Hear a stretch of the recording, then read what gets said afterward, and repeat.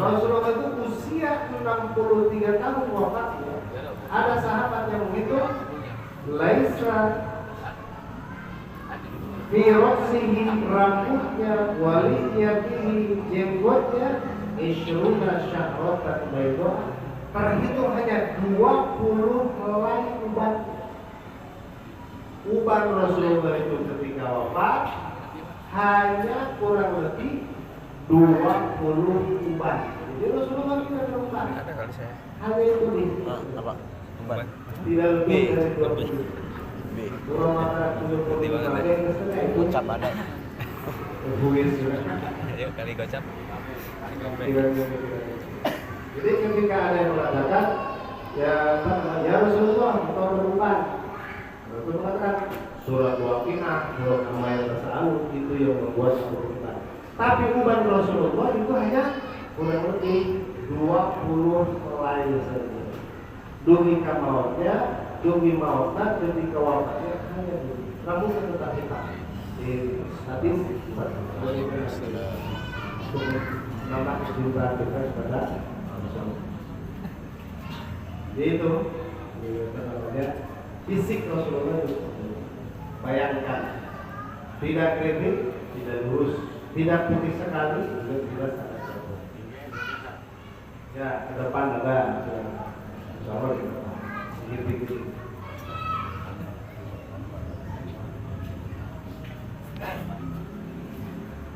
A'udzu billahi minasy syaithanir rajim. Bismillahirrahmanirrahim. Qala al-musannif rahimahullahu ta'ala, Imam Nawawi berkata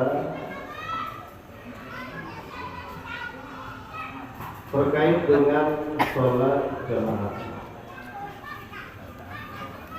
Wa fi'luha lirijali fil masjidi afdalu li'annahu aktsar jam'an.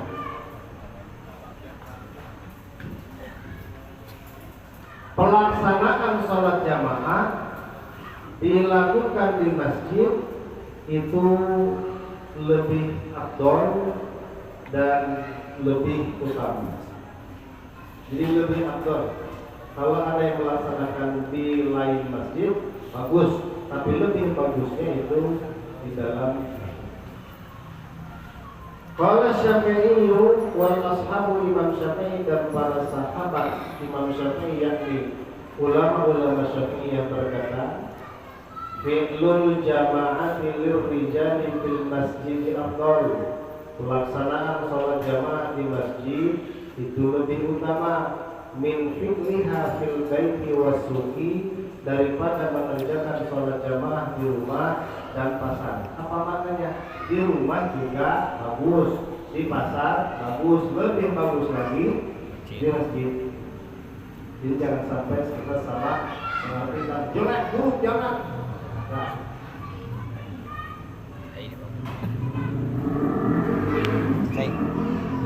Apa dasar bahwa di masjid itu sangat bagus dalam melaksanakan sholat jamaah? Limadza karena minal ahadits, sesuai yang kami sampaikan dari hadis-hadis kafir Fadlil masyi ilal masjid, sebab ada keutamaan yang luar biasa, yakni berjalan melangkah menuju masjid yang sudah kita bahas. Li'annahu asyrafu, karena itu merupakan perbuatan yang mulia. Wa li'anna fihi izharu syi'ar jamaah. Kenapa harus dilaksanakan di masjid? Kenapa harus berduyun-duyun ke masjid? Karena untuk izharu syi'ar jamaah, untuk menampakkan syiar dalam hal sholat jamaah, untuk mengkampanyekan sholat jamaah agar bisa dilihat dan diketahui oleh orang-orang lain terkait dengan sholat jamaah. Untuk lebih agar semua orang bisa tahu terkait pentingnya sholat jamaah. Itu namanya izharus syi'ari fil jamaah, menampakkan syiar, mengkampanyekan sholat jamaah. Strip garis dakwah itu kepada yang lainnya agar semuanya akan masuk. Oleh karena itu pada masa Umar bin Khattab itu jamaah terkait jamaah kemudian sholat yang lain, sholat sunat itu samping-samping masjid menginstruksikan harus dimanapun itu di samping masjid, jejeran samping masjid pasang obor agar semua tahu bahwa kita ini benar-benar bersyiarkan jamaah, dan orang-orang kafir sana Persia dan orang-orang kafir sana, orang-orang Romawi yang ada di Persia bisa melihat kita terang benderang. Maka zaman lainnya keraskan mic toaknya, gitu. Keraskan speakernya agar izhar syiar, agar syiarnya bisa benar-benar menjangkau ke berbagai pelosok. Jadi mic-nya diperbesar. Jadi bukan masalah yang didengar apa gimana, dasarnya izhar syiar. Liyuzhirahu ala dini kulli. Kita harus menampakkan di agama-agama yang lain bahwa kita ini ramai, bahwa kita punya kegiatan yang luar biasa. Kita untuk menampakkan kepada orang-orang yang munafik ini kegiatan Islam yang sebenarnya. Gitu. Liyuzhirahu ala dini kulli. Itu harus menampakkan syiar tersebut, propaganda tentang sholat jamaah, dakwah tentang sholat. Tampak pagi deh di zaman kedua apa teduh ibu bulan puasa nggak ada tuh sekarang sebelum dimakan suara teduh ini ya namanya pada mereka menaruh apa yang jujur dan menaruh sahabat. Sekarang nggak ada yang luruskan. Setelah aja kan orang ini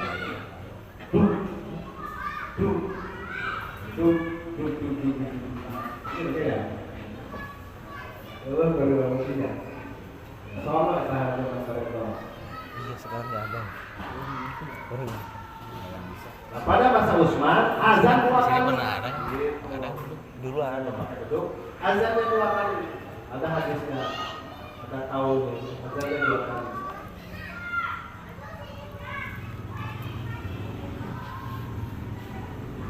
Wa in kana hunaka masjidun fadhihabuhu ila aktsariha jama'atan afdal.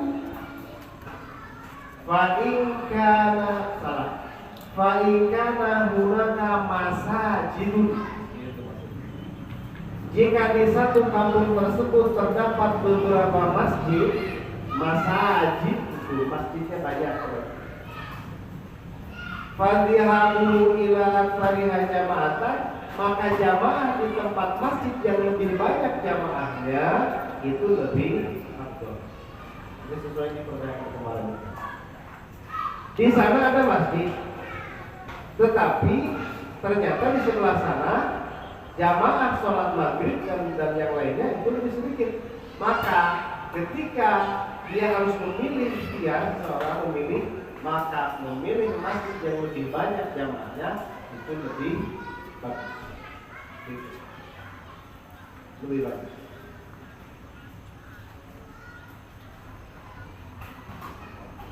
Kalau saja di masjid yang al-Ikhlas lebih sedikit di masjid yang lain, maka berapa yang lain?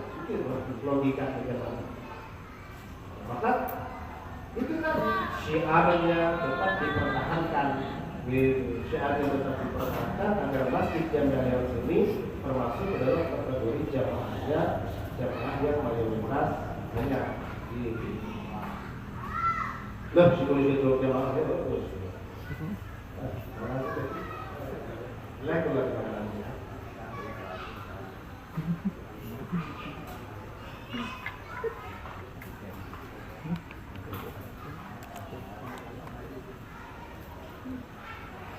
Falau kana bi jiwarihi masjidun qalilul jam'i wa bil ba'idi minhu masjidul aktsaru jam'an fal masjidul ba'idu Jombro.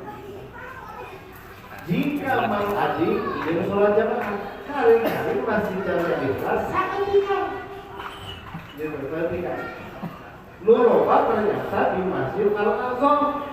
Maka ketika Mang Adi ingin melakukan jamaah yang lebih utama, azam.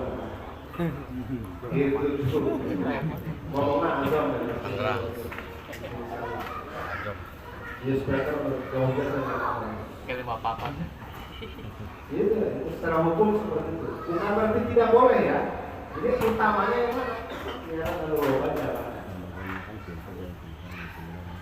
Bolehkah seseorang melakukan sholat jamaah di tempat masjid atau musola dia yang sedikit, memaksakan untuk masuk ke situ?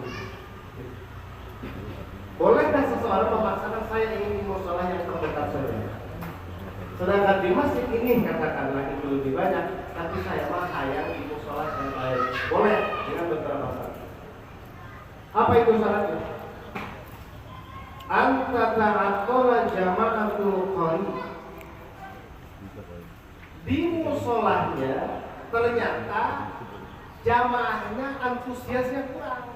Dia mengosongkan musolahnya sampai tidak ada kegiatan jamaah. Boleh dia sholat di musolah dia, sekalipun lebih sedikit dari masjid, dengan catatan masjid itu benar-benar kosong dan tidak ada kegiatan sholat jamaah. Antara ta'aqqala, jamaahnya ditinggalkan di kosong musola. Maka dalam hal ini musola harus diselamatkan gitu, agar tetap ada kegiatan sholat jamaah. Sok saja dari kecil 2 atau 3 gitu. Boleh seperti itu.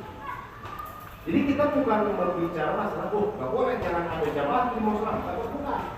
Berbicara utamanya bukan masalah nggak boleh, jangan salah mengartikan yang lain. Utamanya bagaimana? Utamanya ke masjid yang lebih banyak atau musola yang lebih banyak jamaah. Kalaupun boleh tadi apabila memang musola sebelahnya benar-benar dikosongkan dan tidak ada kegiatan jamaah, maka dalam hal ini harus ada penyelamatan agar kegiatan sholat jamaah terus berjalan 2 atau 3 orang. Yang kedua, boleh dia sholat di musola dia, boleh dia sholat di masjid dia yang tetangga dia, sebelah dia. Syarat yang kedua, ayyakuna imamul ba'idi mubtadi'an kal mu'tazili wa ghairihi.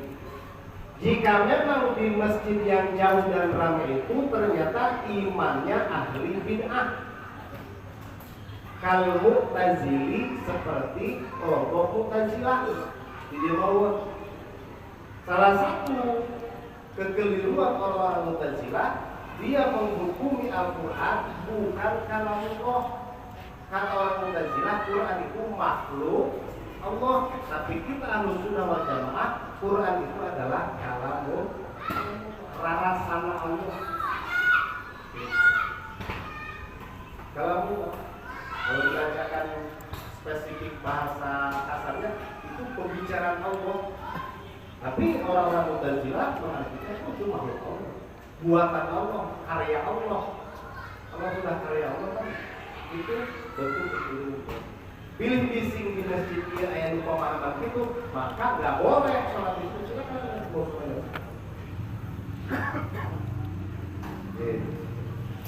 kalau mau tanya. Tinggi. Bukan suaranya Au fasikon atau imannya fasik. Puasa jebol bae jarang-jarang bae fasik. Imam Allah tapi tidak puasa. Au fasikon atau imamnya fasik. Di kitabnya anak kalau tidak salah tidak pakai kopiah. Imam tidak pakai kopiah. Atau imamnya fasik. Imamnya Itu suka ikut-ikutan di gardu pos ronda. Nah itu boleh seorang dia sholat. Nah itu kan siapa yang ngeliat? Si Muhlis, wah si Muhlis sosok pakai celana pendek kan? Nah ini video sana. Insya alhamdulillah kira pakai celana pendek. Jadi pakai celana pendek mah ulama pada waktu-waktu tertentu kan. Dan di tempat yang tertentu. Nyawa. Terus. Oke, itu poin yang kedua. Boleh seseorang ketika dia tidak mengambil keutamaan sholat jamaah yang lebih banyak jamaahnya, dia mengambil jamaah di tempat yang lebih sedikit dengan catatan dua tentu. Masjid atau musola dia itu benar-benar kosong, harus diselamatkan. Yang kedua, jika imam di sini itu aku didik.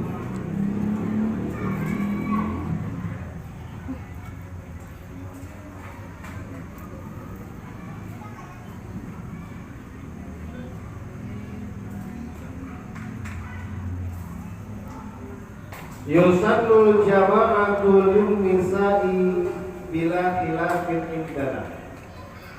Bagi laki-laki hukum jamaah itu fardu kifayah. Khusus perempuan yusallul jama'atu lin-nisa hukumnya sunnah. Beda kan beda? Ibu-ibu. Jadi kita harus tahu hukum ini. Ini namanya ilmu. Bagi kita laki-laki ini hukum bagi kita itu dibebankan kepada kita, taklifnya adalah fardu kifayah. Sakifayah tetap fardu. Ketika ditinggalkan dosa. Ketika ada yang mewakili, alhamdulillah salaman rumah orang. Padi salaman rumah orang. Itu Mang Tatang salaman rumah Aceh. Salaman rumah Padi. Itu. Jadi orang yang sering jamaah itu, maka saya katakan dia itu hero pahlawan. Karena dia telah menyelamatkan kepala-kepala yang ada di kampung itu dari dosa. Itu pahlawan. Ini mau jamaah terus menyelamatkan mereka. Wih, ya saya kira lagi alatnya. Panji. Bagi khusus perempuan, hukumnya sunnah bila khilafin indana dengan tanpa ada perbedaan pendapat. Sunnah. Walakin hal tuta'akkadu fi haqqihi kata kini haqqihi. Apakah bentuk penekanannya itu sama dengan laki-laki? Apakah bentuk penekanannya itu sama dengan laki-laki?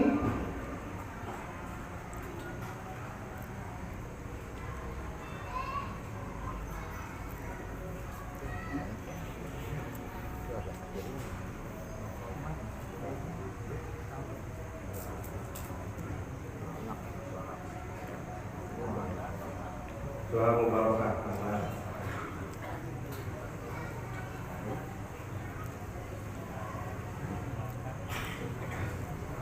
As-sahha di sini tidak jelas. Jadi penekanannya itu tidak sama dengan wa imamatur rajuli bihinna afdal. Jika ada laki-laki dan perempuan, imamnya laki-laki min imamati mar'atin, daripada imam perempuan. Nah, ini sekarang udah mulai salah kaprah. Ada di YouTube, ada di internet, imam di perempuan mengimami laki-laki. Hati-hati jemaah, kita harus menanamkan ini kepada putra dan putri kita. Tidak ada sejarahnya perempuan menjadi imamnya laki-laki. Bahkan karena batasan-batasan dalam rangka untuk menghargai seorang wanita, imam wanita menjadi imam di kalangan wanita sendiri, syaratnya si wanita itu yang menjadi tidak boleh lebih depan dari makmumnya. Ada yang bahasa. Jadi kalau imamnya laki-laki, imam pasti di depan. Tapi khusus untuk perempuan, dia mengimami perempuan yang lain itu satu jajar. Nggak ada yang khusus di depan. Nggak ada, mana? Jadi kalau ini mau ngimamin laki-laki, diharap. Di antara perempuan saja, si imam perempuan itu harus sejajar dengan makmum yang lainnya dan dia ada di tengah. Itu hukumnya jemaah. Jadi dia misalkan ada di antara istri-istri jamaah, ini istri bapak, kemudian ada perempuan pertama, mana perempuan kedua, maka satu jajar. Gak ada itu perempuan imam itu, harus satu jajar. Gitu jemaah. Aman.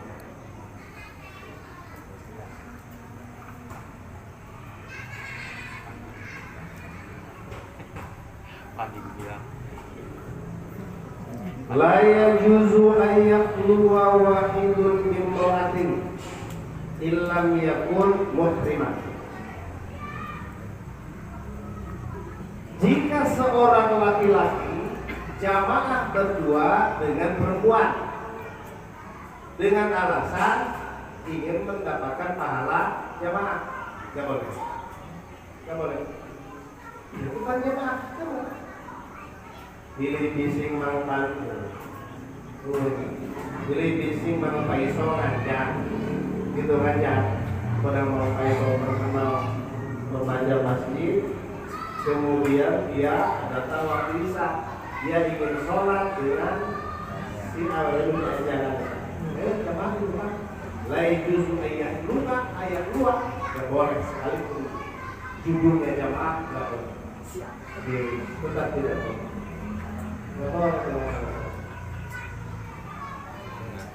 Kalau istri boleh, sekalipun bukan muhrim pasti sudah terikat. Rasulullah sholat sunnah, Aisyah di sampingnya. Bahkan Aisyah itu nempel ke paha Rasulullah. Kalau bergerak nempel lagi kakinya. Karena saya sempitnya imam Rasulullah. Imam Rasulullah itu sangat sempit, sangat kecil. Jadi nggak sholat ya. Gitu. Kaki Aisyah itu nempel, ketika berdiri nempel lagi, ketika duduk, kan biasa di samping Rasulullah, karena sakit. Jadi kalau istri ya kan, yang penting maka wakana Abdurrahman itu Abdurrahman Auf. Jika kafala baitahu ketika dia masuk rumahnya, qara'a ayat al-kursi bi zawayahu. Masuk ke rumahnya, Abdurrahman bin Auf itu setiap masuk ritualnya membaca ayat kursi di pojokan rumah Abdurrahman bin Auf, 4 pojokan. 4 pojokan. Allahu la ilaha illallah wa hayyul qayyum. Beres Allahu la ilaha illallah wa hayyul qayyum. Beres Allahu la ilaha illallah. Ayo nama parah pojokan nama. Itu umat Rasulullah. Jadi Abdurrahman bin Auf budayanya itu membaca ayat kursi di setiap pojokan rumah. Ini murah, dengan apa? Bayang pada bayangnya.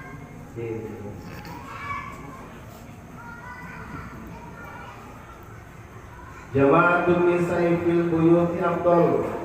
Perempuan itu jamaahnya yang afdal di rumahnya saja. Ibu di cekongnya.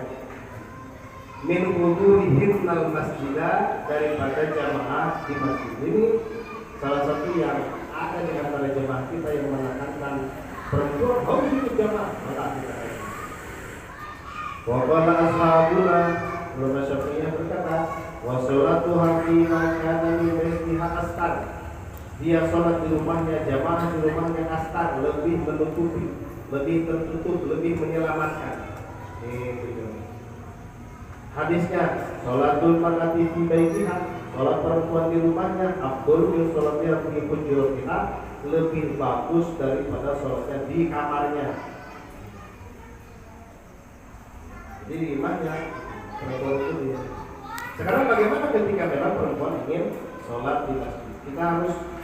Kita harus balance nih ya, hukum itu harus adil. Wa in aradatil mar'atu hudurul masjid lis-sholati. Sekarang bagaimana ketika memang perempuan ingin tetap memaksakan jamaah ke masjid? Kumaha syarat ini? In kana sabatan aw kabiratan tustaha kuriha biha wa kuriha li zawji. Jika si perempuan itu masih perawan wa kabiratan, kemudian perempuan dewasa, tustaha, tapi masih dihasrati, bukan, tapi masih denok kene, gitu, masih dihasrati, masih denok kene, ketika dilihat itu mengundang, maka dalam hal ini kuriha makruh sholat di perawan dan ibu-ibu masih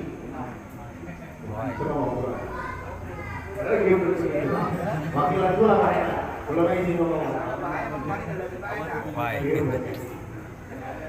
Perawan dan perempuan yang masih dihasrati maka tidak boleh jamaah. Tidak boleh dalam hasil makruh.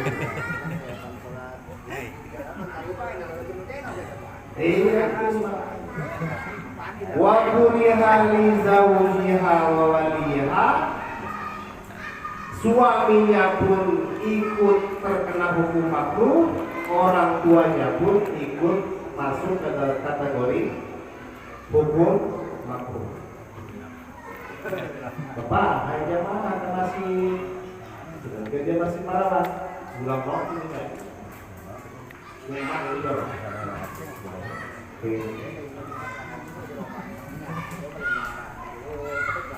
Dilihat dosa, nggak dilihat barang bagus. Wa in kana ajuzan la tusaha lam yuqra. Jika si perempuan tersebut sudah mini lam yuqra, maka dia tidak. Apa kesimpulannya? Yang diperbolehkan, yang tidak memiliki hukum makruh, jamaah ke masjid adalah pasukan ini Sekolot. betulnya Sekolot ya lah. di Jepang tertulis yang dalam ke masjid makruh. Salah ngomong tuh ya. Mahara rasaan masing-masing kayak maunya. Mahara rasaan dah. Kira-kira gitu ya. Di lamun followerna di Facebook kita seribu, kenapa sih? Follower.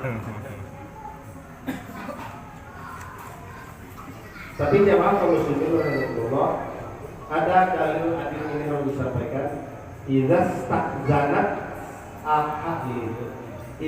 staqzanat ahadakum imra'atuhu ilal masjid fala yanamah. Ini yang penting. Tapi ketika memang si perempuan istri bapak jamaah ingin memaksa untuk jamaah ke masjid, maka si suami fala yanamah tidak punya hak untuk mencegah. Ketika si istri memaksa ingin berjamaah ke masjid, malah yang mauha si suami tidak punya hak untuk melarangnya. Gitu. Jadi merentahkan ke melarang ulah, maka itu deh. Hanya banget ke masjid, maka dengan catatan dan dengan dengan kriteria latus tahan. Si istrinya adalah istri yang dikategorikan tidak dihasrati. Makanya pernah ada yang ya para boleh kita market baju longgar kayak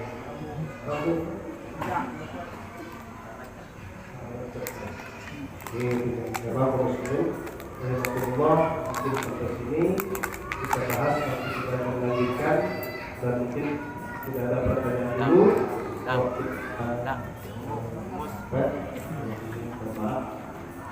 Mudah-mudahan ada